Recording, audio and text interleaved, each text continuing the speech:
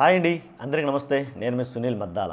నిన్న పవన్ కళ్యాణ్ గారు ఏదైతే సనాతన ధర్మ అనే దాని మీద ఒక భారీ బహిరంగ సభ పెట్టి కొన్ని మాటలైతే మాట్లాడడం జరిగిందండి. నిజంగా సనాతన ధర్మ ఆయన మాట్లాడే ముందు ఏదైతే ఆయన దగ్గర వారాహి డిక్లరేషన్ అనే ఒక పుస్తకం పట్టుకొని ఏంటి తిరుమల కొండెక్కి శ్రీవారి పాదాల దగ్గర పెట్టి ఆ పుస్తకంలో ఏముందనే టెన్షన్ తోటి రాష్ట్రం మొత్తం ఏముందని ఎవరికి నోటికి వచ్చింది ఆడు మాట్లాడాడు. ఆ పుస్తకంలో అలా ఉంది, ఆ పుస్తకంలో ఎలా ఉంది. వారాహి డిక్లరేషన్ అంటే మామూలుగా ఉండబోదు, ఎందుకంటే యావత్ దేశం మొత్తానికి దిక్సూచిలాగా ఉపయోగపడబోతుందని ఒకడో, ఏంటి అలా కాదు ఆ పుస్తకంలో అసలు తెలియని భాండాగారమే ఉందని ఒకడో, అంటే ఎవరికి నచ్చినట్టుగా వాడు మాట్లాడడం జరిగింది. వారాహి డిక్లరేషన్ అనే పుస్తకంలో ఏముంటుందబ్బా అని కొద్ది గొప్ప ఆ యాంగ్జైటీ అయితే కనుక నాకు కూడా అనిపించింది. ఇంతగా వారాహి డిక్లరేషన్ పుస్తకంలో ఏముందనేది నిన్న ఆల్రెడీ ఆయన చెప్పిన తర్వాత అర్థమైంది. ఏదైతే పుస్తకం తీసుకొచ్చారో వారాహి డిక్లరేషన్ పుస్తకంలో ఉన్నది ఏంటంటే కనుక జగన్మోహన్ రెడ్డి గారిని బద్నాం చేయటం, అంతే సింపుల్గా.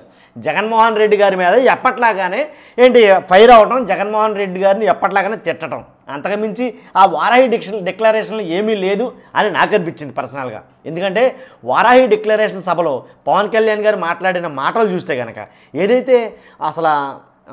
ఏదైతే సనాతన ధర్మం దాని గురించి మాట్లాడతారేమో మొత్తం ఆద్యాంతం కూడా అని అనుకున్నాం. కానీ అలా మాట్లాడుంటే నిజంగా ఒక రకంగా ఉండును ఆ సభ మొత్తం, నా భూతో నా భవిష్యత్ అన్నట్టుండు. కానీ పవన్ కళ్యాణ్ గారు సనాతన ధర్మం గురించి 5 మాటలు మాట్లాడి జగన్మోహన్ రెడ్డి గారి గురించి 50 మాటలు మాట్లాడటం జరిగింది. అంటే అంతా వేరియేషన్ చేయించాడు ఆయన.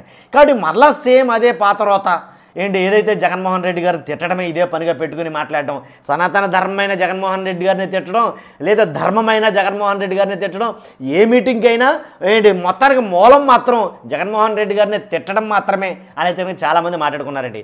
నిజంగా చాలామంది అక్కడికి వచ్చిన వాళ్ళు సనాతన ధర్మం గురించి మాట్లాడే మాటలు వింటే చాలామందికి అర్థం కాలేదు అన్నట్టుగా ఆగిపోయారు. అలా చాలా మటుకి వచ్చిన వాళ్ళని తిట్టాడు, అలాగే కొంతమందిని రకరకాలుగా అయితే మాట్లాడటం జరిగింది ఆయన.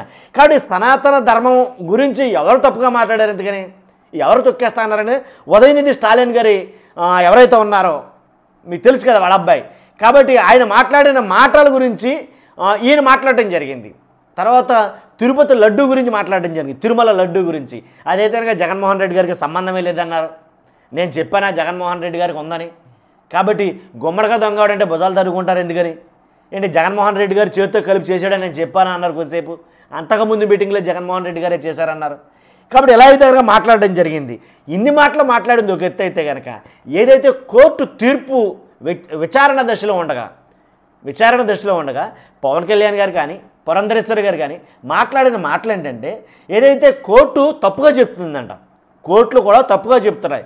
ఎందుకంటే అయిన వారికి ఆకుల్లో కాని వారికి కంచాల్లో పెట్టడం కోర్టుకు కూడా పరిపాటు అయిపోయింది అన్నట్టుగా.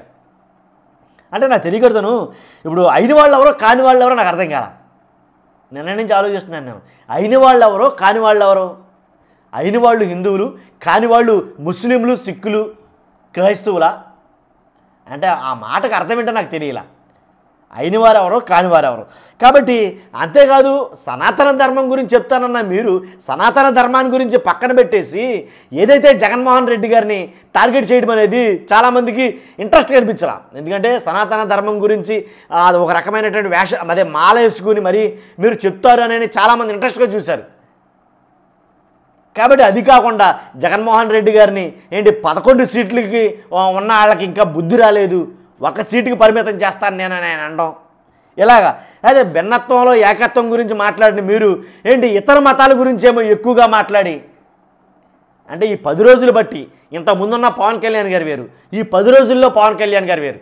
ఎందుకంటే ఈ లడ్డూ కల్తీ వ్యవహారం ఏదైతే చంద్రబాబు నాయుడు గారు తెర మీద తీసుకొచ్చారో తీసుకురానంతసేపు ఓలా ఉన్నారు. ఆయన తీసుకొచ్చిన తర్వాత ఆయన వేషధారణ, ఆయన మాట, ఆయన నడవడిక అన్నీ మారిపోయాయి. చంద్రబాబు నాయుడు గారు ఎప్పుడైతే లడ్డూ కల్తీ వ్యవహారం తెర మీదకి తీసుకొచ్చారో అప్పటి నుంచి పవన్ కళ్యాణ్ గారు పూర్తిగా మారిపోయారు వాస్తవం అయితే కనుక. ఏంటి కాబట్టి ఇన్ని మాటలు ఎలా మాట్లాడుతూ ఉంటే కనుక. అంతేకాదు ముస్లిం అయితే కనుక ఊరుకుంటారా, దేశం తగలబెట్టేస్తారు అంటే ఇండైరెక్ట్గా తగలబెట్టేమన్నా దేశాన్ని. అదే క్రైస్తవులు అయితే ఊరుకుంటారా, ఈ పదాలు అంటే వాళ్ళైతే ఊరుకుంటారా అనే పదాలు ఈ 10 రోజుల నుంచి అంటే లడ్డూ కల్తీ వ్యవహారం జరిగిన కాడి నుంచి వాళ్ళైతే ఊరుకుంటారా, ముస్లిమ్స్ అయితే ఊరుకుంటారా, క్రైస్తవులు అయితే ఊరుకుంటారా అనే మాట రోడ్ల మీదకి వచ్చి నానా విధ్వంసం సృష్టించేదురు, రోడ్ల మీదకి వచ్చి దేశం తగలబెట్టేదురు అనే మాటలు సుమారుగా కొన్ని వందల సార్లు ప్రయోగించి ఉంటారు పవన్ కళ్యాణ్ గారు. అంటే అలా చెయ్యమనా, ఇండైరెక్ట్గా హింట్ ఇస్తున్నట్ట, రోడ్ల మీదగా రమ్మంటున్నట్ట, లేదా దేశాన్ని తగలబెట్టేమన్నట్ట, అంటే మతాల మధ్య ఏదన్నా ఒక రకమైనటువంటి కాంట్రవర్సీ క్రియేట్ అవుతుందేమో కదా ఆ మాటల వల్ల. అంతేకాదు ఇక చాలా మాటలైతే మాట్లాడడం జరిగిందండి. జగన్మోహన్ రెడ్డి గారి మీద ఎన్ని కేసులు ఉన్నాయో తెలుసా? సనాతన ధర్మానికి జగన్మోహన్ రెడ్డి గారికి ఎన్ని కేసులు ఉన్నాయనేది అసలు దీనికి దానికి పొంతనెక్కడ కుదరట్లేదే. అసలు దానికి దీనికి సంబంధం నాకేం అర్థం కాలా.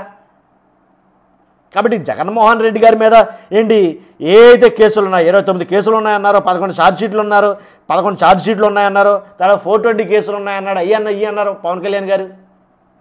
అసలు సనాతన ధర్మానికి జగన్మోహన్ రెడ్డి గారి మీద ఉన్న కేసులకి సంబంధం ఏంటి? నేను సనాతన ధర్మాన్ని నేను వ్యక్తపరచడానికి వచ్చాను, నా అభిప్రాయాన్ని. ఏంటి, నేను జనసేన అధినేతగా రాలేదు, తర్వాత నేనేమి ఉప ముఖ్యమంత్రిగా రాలేదు, సామాన్యుడిగా వచ్చాను అని అన్నారు. మొత్తం డబ్బంతా ప్రభుత్వం అంతే అక్కడ. కాబట్టి అంటే జగన్మోహన్ రెడ్డి గారికి సనాతన ధర్మానికి సంబంధం ఏంటి? అదేదో డైరెక్ట్గా పార్టీ మీటింగ్లో పెట్టేయచ్చు కదా. జగన్మోహన్ రెడ్డి గారిని తిట్టడం కోసం అయితే కనుక మీరు ఎప్పుడు చేసేలాగానే ఓ పార్టీ మీటింగ్లా గ్యాదర్ చేసి చక్కగా అదే పనిగా ఉంటే కనుక గొడవ లేకుండా పోను కదా. మళ్ళీ దీనికి సనాతన ధర్మం అనేది ఎందుకు పులిమారు అని కొంతమంది అభిప్రాయపడుతున్నారు. ఖచ్చితంగా నాకు కూడా అలా అనిపించింది, ఎవరో అభిప్రాయపడటం కాదు కానీ. కాబట్టి కొంతమంది ఏం మాట్లాడుతున్నారంటే, మేము ఆయన మాట్లాడారు ఇలాగా కొన్ని, అంటే ఆయన గురించి గొప్ప చెప్పుకొని ఎదుటి వాళ్ళని తక్కువ చేసే విధానంగా మాట్లాడడం. కాబట్టి అంతేకాదు పరమతాన్ని గౌరవించాలి అని అంటూనే వాళ్ళైతే దేశాలు తగలబెట్టేస్తారు. అది వాళ్ళకు కూడా కొద్ది గొప్ప తక్కువ చేసినట్టే కదా. తప్పు జరిగింది, చాలాసార్లు తప్పు జరుగుతున్నాయి. ఇప్పుడు మణిపూర్లో అనుకుంటండి మహా దారుణంగా బీభత్సంగా రాద్ధాంతం సృష్టించారు. మణిపూర్ అల్లర్ల సంఘటన మీకు అందరికీ తెలిసిన విషయమే. అప్పుడు పవన్ కళ్యాణ్ గారు స్పందించలేదే. ఎప్పుడు లేనిది లడ్డూ కల్తీ తర్వాత సనాతన ధర్మం ఎలా గుర్తుకొచ్చింది? చాలామందికి పెద్ద $1 మిలియన్ వచ్చినండి ఇది. కాబట్టి గుమ్మడికాయలు దొంగవడంటే భుజాలు తడుకుంటున్నారు అన్నారు. కానీ ఇక్కడ గుమ్మడికాయలు దొంగవడంటే భుజాలు తడుకుంటుంది ఎవరో నాకు అర్థం కాల. ఎందుకంటే కనుక ఏంది అసలు కోర్టు ఏం చెప్పింది? కోర్టు అడిగిన ప్రశ్నలకి మీరెందుకు భుజాలు తడుకుంటున్నారో అర్థం కాలేదు నాకు. కాబట్టి కోర్టులనే తప్పు పట్టే పరిస్థితి ఎందుకు వెళ్ళిపోయారు? అంటే అనుకూలంగా వస్తే కోర్టులు మంచి, అనుకూలంగా రాకపోతే కోర్టులు చెడ్డయ్యా, న్యాయస్థానాలు తీర్పులు చెడ్డయ్య అయిపోతాయా? కాబట్టి కోర్టు అడిగిన ప్రశ్నలకి గుమ్మడికాయలు దొంగ ఎవరంటే భుజాలు తడుకోవడం దేనికి అని అడుగుతున్నాను నేను. వాళ్ళెవరో తడుకోవడం కాదు, మనం తడుకోవడం దేనికి అని అడుగుతున్నాను నేను. అంటే కోర్టు అసలు విచారణ దశలో ఉండగానే కోర్టు తప్పుడు తీర్పు ఇచ్చేస్తుందని మీరు ఎలా డిసైడ్ అయిపోయారు? మాట్లాడడం తప్పే, అంత కరెక్టే, మాట్లాడడం తప్పే. ఏదైనా చాలా చాలా చాలా చిన్న విషయం ఇది. ఎలా అంటే అందరికీ తెలిసిన విషయం. ఏదైనా ఒక అంశం గురించి కోర్టు విచారణ దశలో ఉన్నప్పుడు 100% దాని గురించి మాట్లాడడం చట్టరీత్యా నేరం, కంటెంట్ ఆఫ్ ద కోర్ట్ అవుతుంది ఇండియన్ పెనల్ కోడ్ ప్రకారంగా. ఆ కంటెంట్ ఆఫ్ కోర్ట్ అవుతుందన్న సంగతి కూడా ఎలా మర్చిపోయారు? అంటే కోర్టు ఏం తీర్పు ఇవ్వాలో మీరే ఇక్కడ నుండి డిసైడ్ చేసేస్తారనమాట. కోర్టు ఇవి కూడా పరిగణలో తీసుకోవాలి. కాబట్టి కోర్టు తప్పుడు దారిలో వెళ్తుంది, కోర్టు చెప్పే మాటలు తప్పు, న్యాయస్థానం తీర్పు కరెక్ట్ కాదు. ఎందుకంటే చంద్రబాబు నాయుడు గారు మాట్లాడాలి, చంద్రబాబు నాయుడు గారు ఎవరెవరిని అరెస్ట్ చేయాలో ఆయనే చెప్పాలి. ఎలా అవుతుందండి ఇది పాసిబిలిటీ? కాబట్టి ఇది రాజ్యాంగం ఉంది, మనకంటూ ఒక రాజ్యాంగం ఉంది. కాబట్టి దాని ప్రకారంగా నడుస్తాయి న్యాయస్థానాలు కానీ, చట్టాలు కానీ, కోర్టులు కానీ, తీర్పులు కానీ అన్నీ ఆ రాజ్యాంగ వ్యవస్థ మీద ఆధారపడి దాని ద్వారా నడుస్తూ ఉంటాయి. కాబట్టి మనకు అనుకూలంగా వస్తే మంచివి, మనకు అనుకూలంగా రాకపోతే చెడ్డవని అనుకోవడం పొరపాటే 100%. కాబట్టి అలా వస్తాయని అనుకున్నారు, ఏంటో తెలియలేదు. అలా తెలియదు. తర్వాత 1 కాదు 11 కాదు 1కే పరిమితి చేస్తాం వైసీపీని, తప్పులేదు. ప్రజలకు నచ్చకపోతే కనుక 1కి ఎన్నిసార్లు పోటీ చేసినా గెలవరు. ఫర్ ఎగ్జాంపుల్ మీరే ప్రజలకు నచ్చకపోతే ఎన్ని చోట్ల పోటీ చేసినా గెలవనివ్వరు ప్రజలు. నచ్చకపోతే, నచ్చితే మళ్ళీ రావచ్చు. ఆ ఈవీఎంలు కూడా వాటిని కూడా నేను మాట్లాడాలా. మీరు 2 చోట్ల నిలబడ్డారు, 2 చోట్ల ఓడిపోయారు, ప్రజలకు నచ్చకే. అలాగే ప్రజలకు నచ్చలేదేమో 11కి పరిమితం అయ్యారు, నచ్చకపోతే 1కి పరిమితం అవుతారు. ఈవీఎంల గురించి నేను మాట్లాడాలా. కాబట్టి ఇదండి పరిస్థితి. కాబట్టి పవన్ కళ్యాణ్ గారు మాట్లాడిన ఆద్యాంతం ఆ ప్రసంగంలో నాకైతే కనుక సనాతన ధర్మం గురించి చాలా ఎక్స్పెక్టేషన్ చేశాను నేను. సనాతన ధర్మం గురించి మాట్లాడతారేమో అని, సనాతన ధర్మంలో ఉండే రూల్స్ ఇవని చెప్తారేమో అని, కాబట్టి సనాతన ధర్మం గురించి దేశం తీసుకోవాల్సిన స్టాండర్డే చెప్తారేమో అని. చాలామందికి ఇప్పుడు కొత్త రకమైనటువంటి వాదానికి తెరలేపారు. ఏంటంటే మిగిలిన మతాలకు కూడా సేమ్ అలాంటి బోర్డులే ఉండాలి కదా, మిగిలిన మతాల గురించి కూడా అలా మాట్లాడిన వాళ్ళు ఎవరైనా ఉన్నారా రాజకీయాల్లో? ఎవరు మాట్లాడరు, ఎందుకని?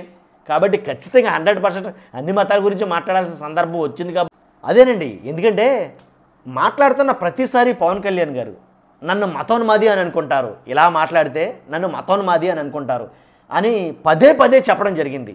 మాట్లాడటం ఎందుకు, మాట్లాడిన దానికి భయపడి మళ్ళీ నన్ను మతోన్మాది అని అంటారని అనడం ఎందుకు? మతం గురించి మనం చేసే పనులు బట్టి మతోన్మాదా కాదా అనేది సింబల్ వేస్తారు ఖచ్చితంగా. మన క్రియలు బట్టి మనం ఏదైతే చేస్తున్నామో దాన్ని బట్టి అవతల వ్యక్తి మతోన్మాదా కాదా అని చేస్తారు. కాబట్టి బీజేపీ ఉందంటే ఖచ్చితంగా మతోన్మాదం వైపే ఉంటుంది అని అయితే కనుక ఎప్పటి నుంచో ఉన్న నానుడి అది. కాబట్టి నన్ను కూడా మతోన్మాది అని అనుకుంటారు ఇలా మాట్లాడితే అని పదే పదే చెప్పడంతో మీరు ఎందుకో కించెత్ భయపడ్డారేమని అనిపించింది నాకు.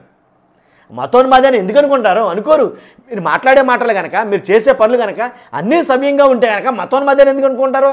మతం పట్ల మత ఉద్ధరణ గురించి మాట్లాడారా అని అనుకుంటారు. మతోన్మాది అని ఎట్టి పరిస్థితులు అనుకోరు. అంతకు మించి చేస్తే కనుక 100% అనుకుంటారు. అప్పుడు మతోన్మాది అయి ఉంటారు, అందుకనే మిగిలిన మతాలని కించపరుస్తున్నాడు. మతోన్మాది అయి ఉంటాడు, అందుకనే మిగిలిన మతాల వాళ్ళని హింసిస్తున్నాడు. మతోన్మాది అయి ఉంటాడు, అందుగురించే మిగిలిన మతాల వాళ్ళని అరాచకంగా దారుణంగా మాట్లాడుతున్నాడు అని అనుకుంటారు. అలాంటివి మనం చేయనప్పుడు మతోన్మాది అని ఎందుకు అనుకుంటారు సార్? అనుకోరు ఎట్టి పరిస్థితుల్లో. కానీ మీరు అనుకోవద్దు అలాగని. కాబట్టి దాని గురించి పదే అనడం వల్ల మీరు ఎందుకో ముందుగానే మీరు ఆ స్టాంపు మీరు వేసుకుంటున్నారో ఏంటనేది నాకు అర్థం కాల. అదండి విషయం. Okay, thank you.